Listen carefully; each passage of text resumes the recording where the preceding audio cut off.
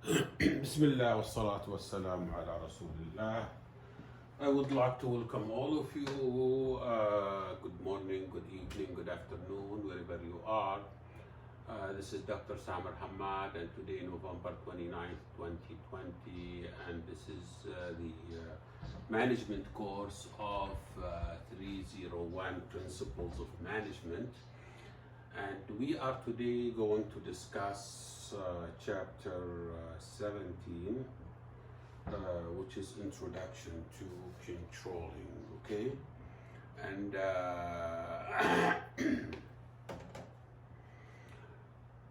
when we talk about controlling, it's important to understand that controlling is one of the managerial functions.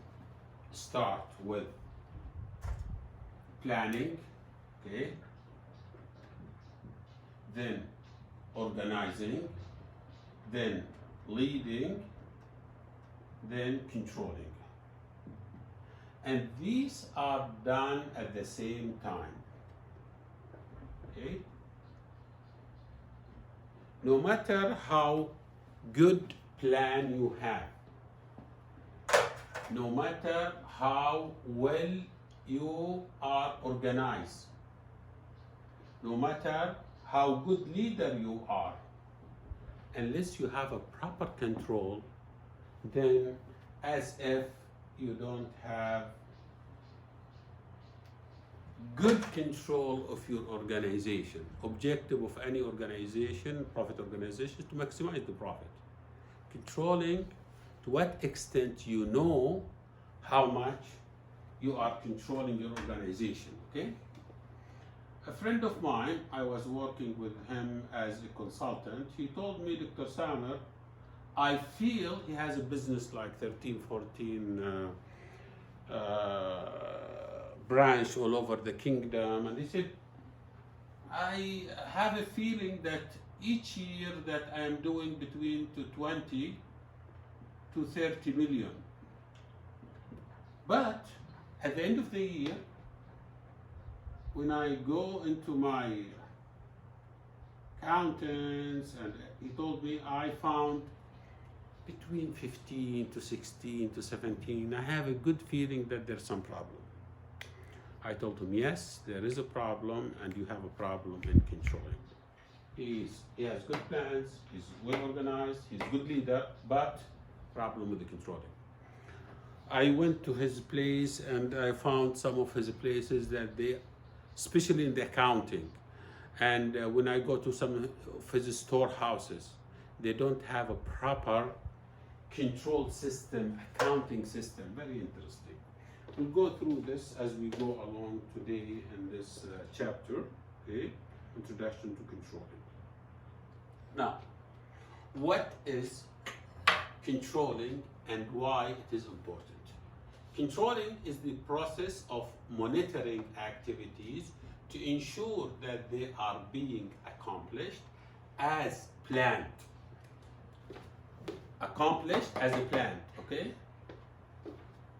As a planned, and of correcting any significant deviance. If there is some problem, how it will be corrected. Purpose for control, to ensure that activities are completed in ways that lead to accomplishment of organizational goal. Why control is so important? Planning, as we said, controlling is well connected to the plan, because I plan something and I try to see how my plans work, okay? Through controlling. Planning controls let managers know whether their goals and the plans are on target and what future action to take. Empowering employees. Control system provide managers with information and feedback on employee performance. Protecting the workplace. Control enhance physical security and help minimize workplace disruption. This is what I'm referring to. These are the managerial functions: planning, organizing, leading, controlling.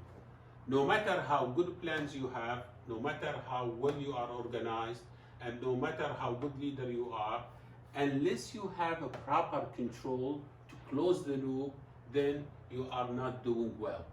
Therefore, controlling is very, very, very important. Okay? Right. Planning, when we talk of planning, we talk about the goals, objectives, strategies, plans. Okay? Organizing, we talk about the structure, human resources management. Leading, we talk about motivation, leadership, communication, individuals, and behavior. Controlling, we talk about the standards, measurement, comparisons, action. Okay, the control process, the process of control, measuring actual performance, comparing actual performance against what? Against the standards, taking action to correct any deviation on or inadequate standards. Another nice chart talks about the control process. Control process consists of 3 steps. First step, measuring the actual performance, how I am doing. Then comparing actual performance against standard. Is this the thing that when I measure it up to the standard I put or not? Then taking action to correct if there are some deviation. Goals and objectives at organizational level, divisional level, departmental level, and individual level. Okay, step 1. We'll go through all these steps one by one and we'll explain them in more detail. Step 1, measuring actual performance. Step 2, comparing actual performance against the standard. And step 3, taking managerial action. Step 1, okay? Step 1, measuring how and what we measure. How, source of information, such as personal observation, statistical reports, oral reports, written reports. What is the control criteria of the employees and the budget? Employees satisfaction, turnover, absenteeism, and budget. We always watch the cost, output, and sales. Some common source of information for measuring performance. We have advantages and disadvantages, like personal observation, get first-hand knowledge, information is not filtered, some of the drawback or disadvantages subject to personal biases, time-consuming. Then oral reports, fast way to get information, yet information is filtered. Yet information is filtered sometimes. Okay, statistical report, easy to visualize. Disadvantage, provide limited information. Written reports, comprehensive, formal, easy. However, disadvantages take more time to prepare.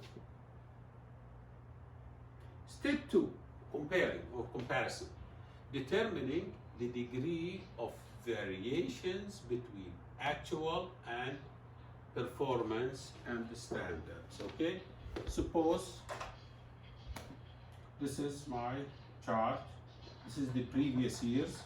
I am doing like this, and this year, okay, this is sales, 10 million, 20 millions, okay, 30 millions, okay, and each year I go, but this year there has been deviant. I didn't do as much. I should make 30 million, but I made 25 million, okay? These deviations, okay? We have to see why didn't I do as much as I should according to the statistics or the previous years, okay? Therefore, this is the degree of deviation between actual performance and the standard.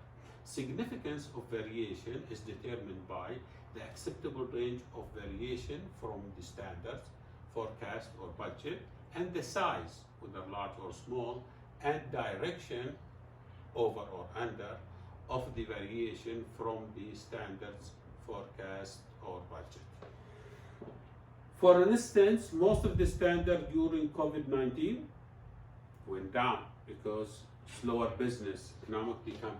This is what I mean, that this is your standard, like 20 million or 20 million, okay, or 30 million.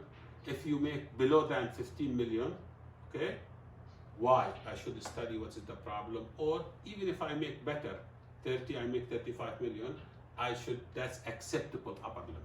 Therefore, when we put this, okay, measurement of performance, we have the standard, we have acceptable upper limit, and we have acceptable lower limit, and you allow deviation, okay, acceptable range of deviation, and this is the time T1, which is year 1990, and 20, 21, 22, 23, and T4. This is time period. Okay? These are example of determining significant variations. Okay, this is Middle East Green View supplies, June sale for 1 month. Okay, products, standard, actual, and this is whether it is over or under. Okay, my standards. Okay, vegetable plants 1075, while the actual is 913. There is a difference, the minus 162.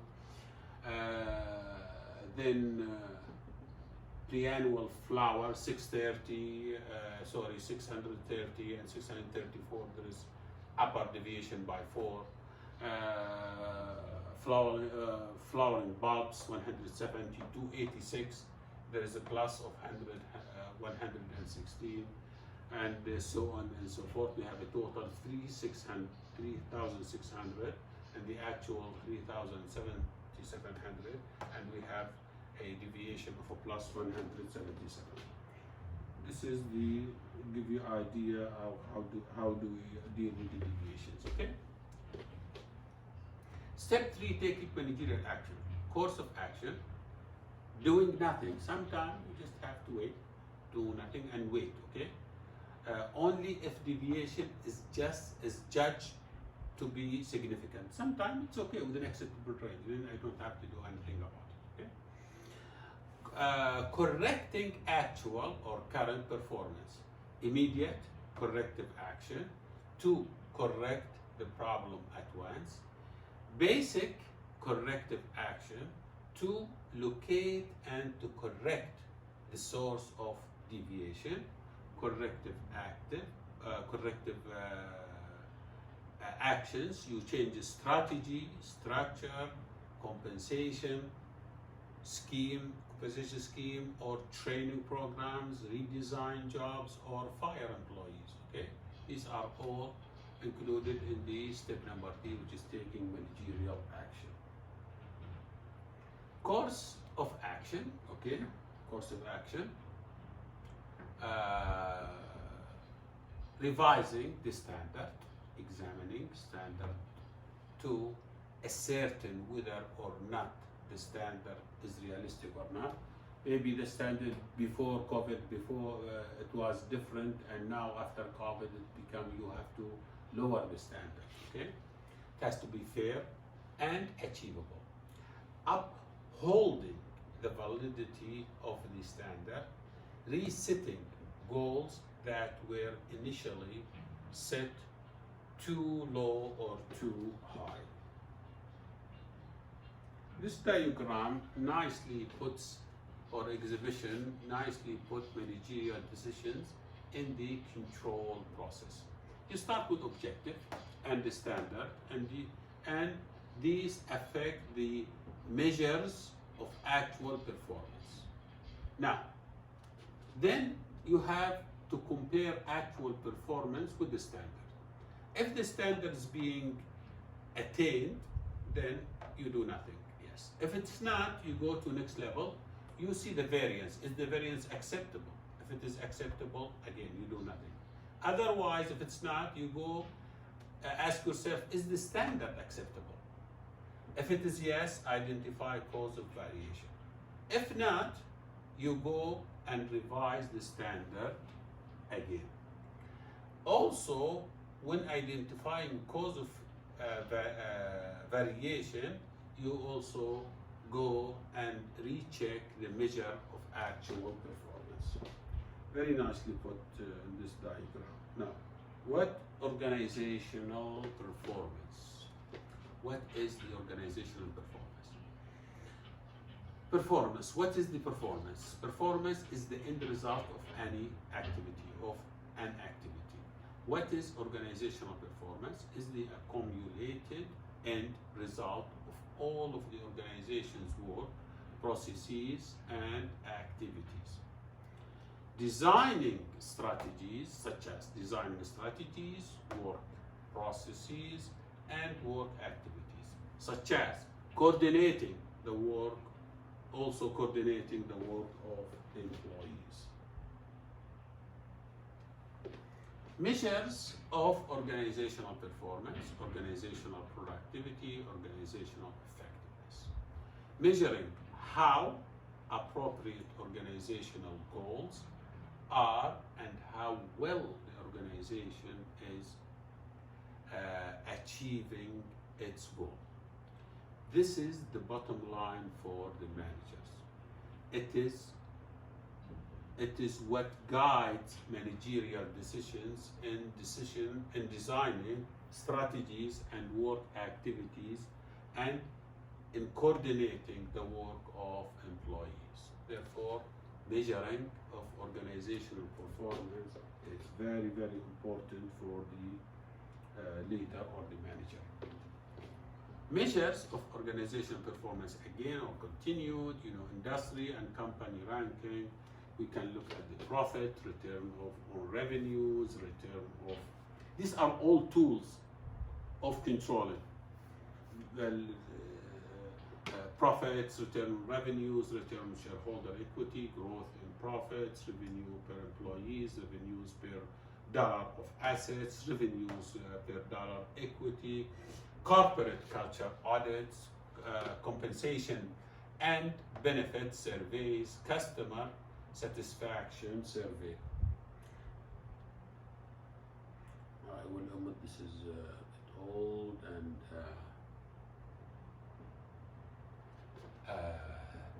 now, good. Free, forward, current, and feedback control. Okay, good. When we, type of control is very important. You could apply the control during the input process, or during the process itself, or during the output. Assume you have a factory, paint factory. Input, you put the raw material, process, where you start mixing the chemicals so that you will have the paint. Output is what?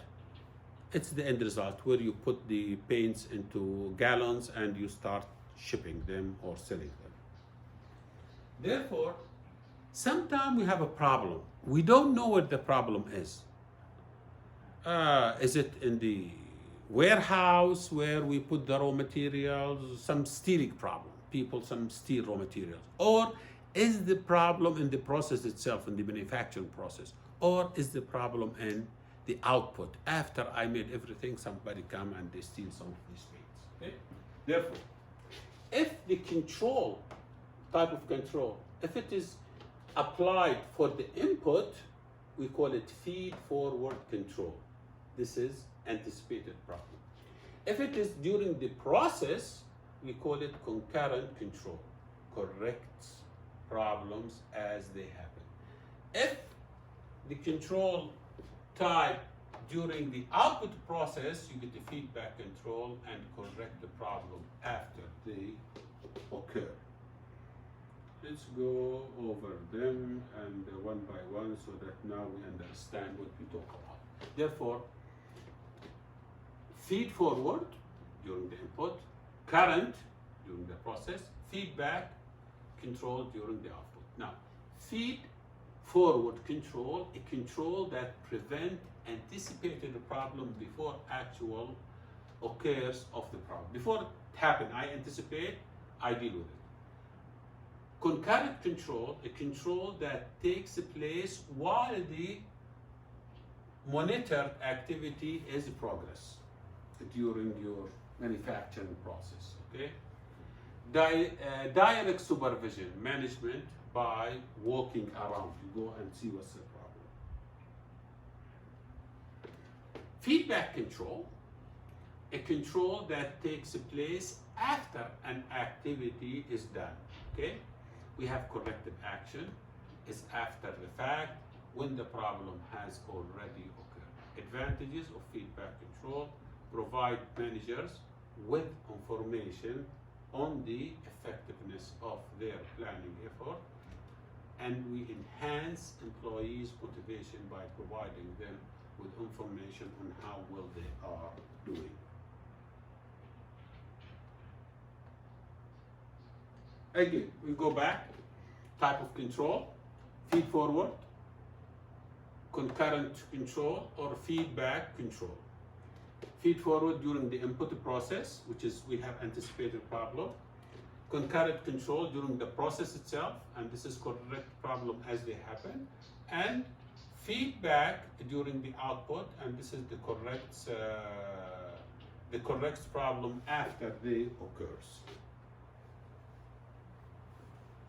Now, we have what we call financial controls.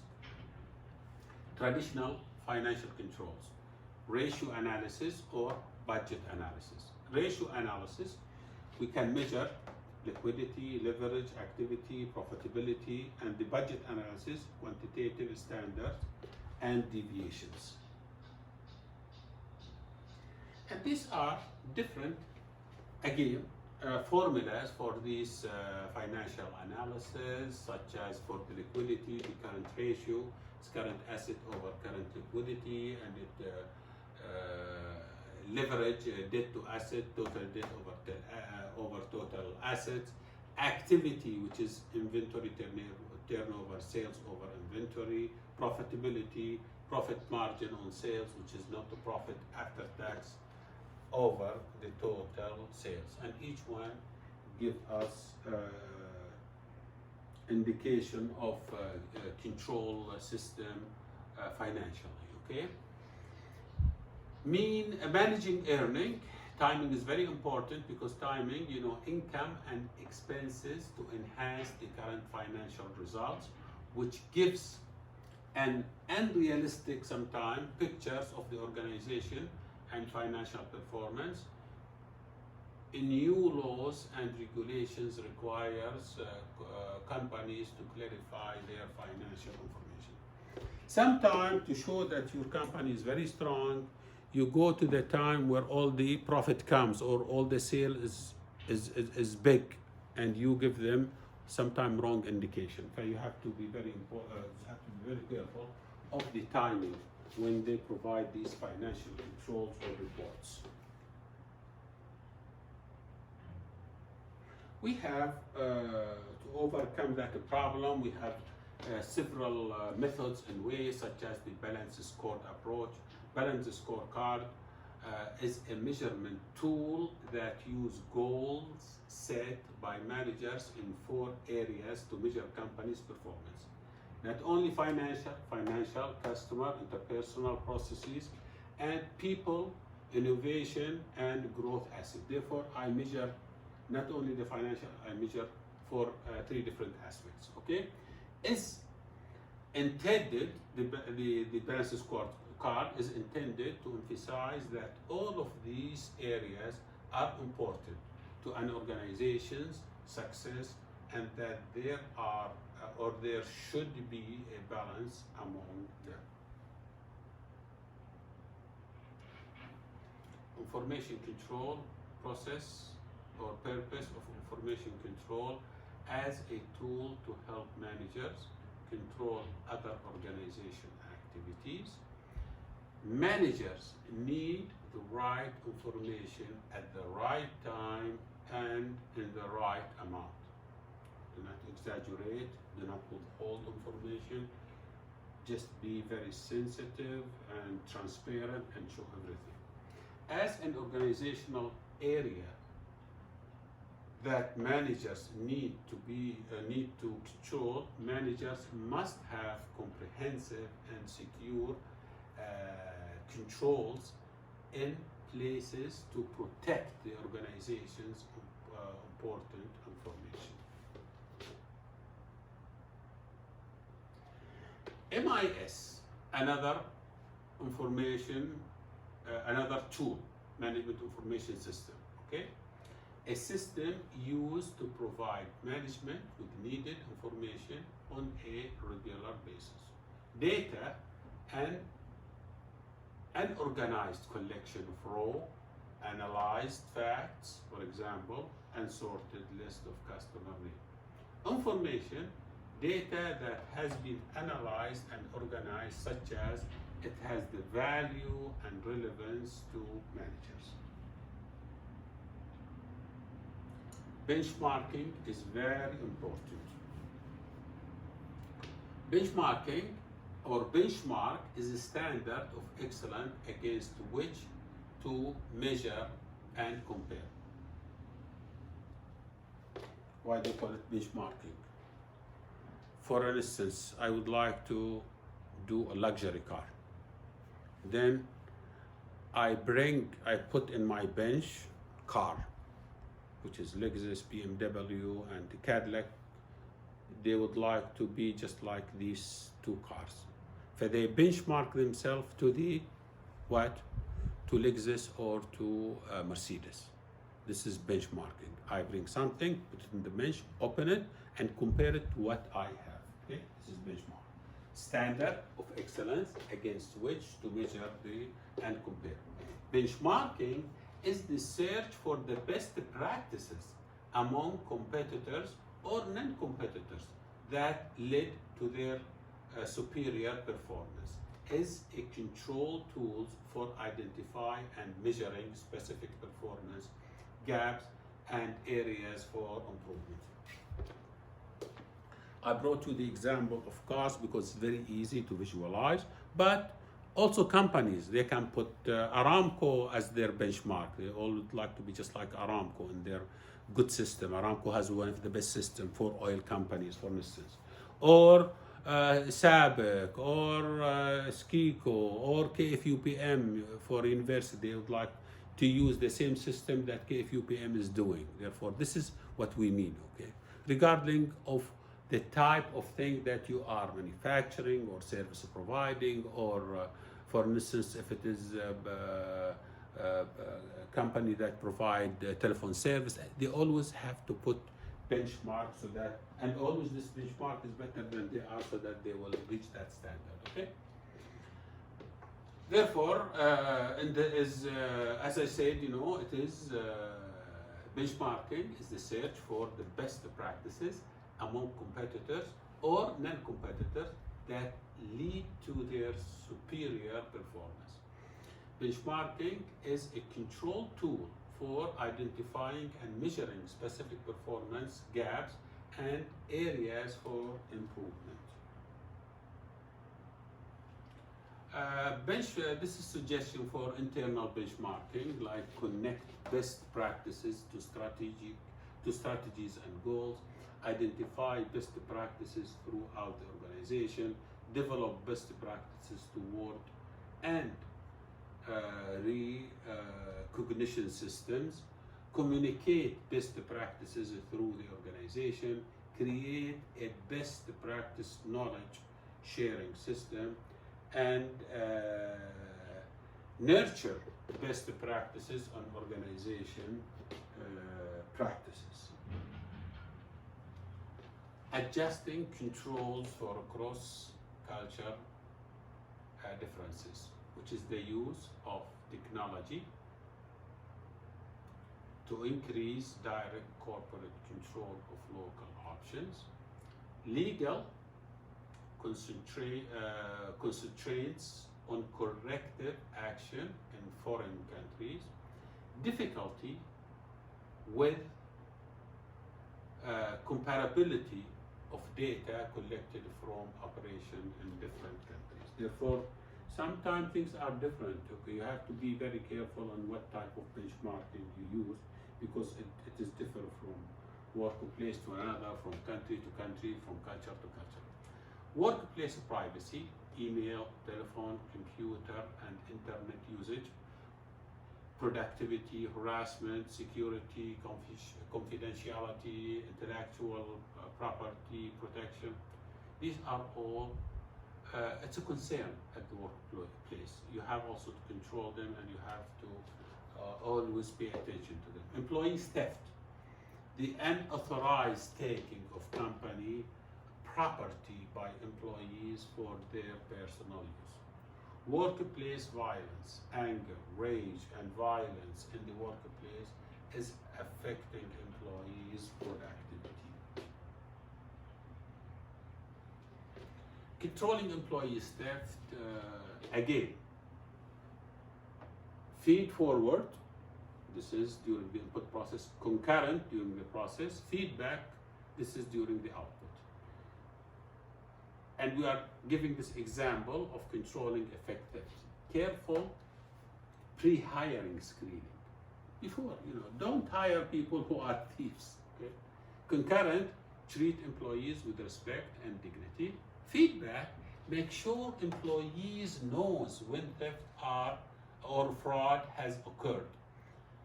Not naming names, but letting people know that this is not acceptable. Let them know that you know, okay? Educate and train employees about policies. Use video surveillance equipment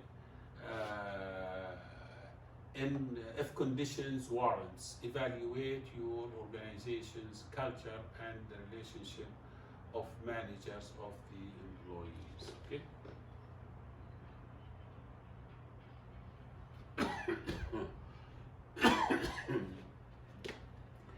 MBWA, managing by walking around to identify potential problem, observe how employees treat and interact with each other. Ensure management commitment to functional, not dysfunctional work environment. Communicate openly about incidents and what is being done, okay? Use careful pre-hiring screening. Use corporate hotlines or some other mechanism for reporting and investigating incidents, okay? Never ignore threats. Use quick and decisive intervention, okay? Clearly communicate policies to employees. Provide employees equipment or procedure for dealing with violent situations. Okay?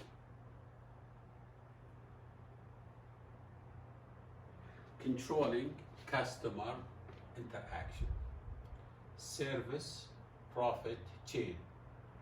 Is the service sequence from employees to customer to profits? Service capability affect service value with impact on customer satisfaction that in turn leads to customer loyalty in the form of repeat business or profit. Last slide, you have to have what we call corporate governance. For your corporation organization, what is corporate governance? Is the system used to govern a corporation so that the interests of the corporation owners are protected. Two areas where reform has taken place: change in the role of board of directors, change their roles, or increase security of financial reporting. More disclosure, and this is by Sarbanes-Oxley Act of 2002. You have to be very transparent when it comes to financial information, especially for those companies that are registered in the financial market. More disclosure and transparency of corporate financial information, certification of financial results by senior management. By this, we conclude this chapter 17, Introduction to Controlling. This is Principle of Management again, 301, and today is November 29, 2020. It's Dr. Samir Hamad, and I will see you next class for the last chapter. You have a good day, good evening, good afternoon, wherever you are.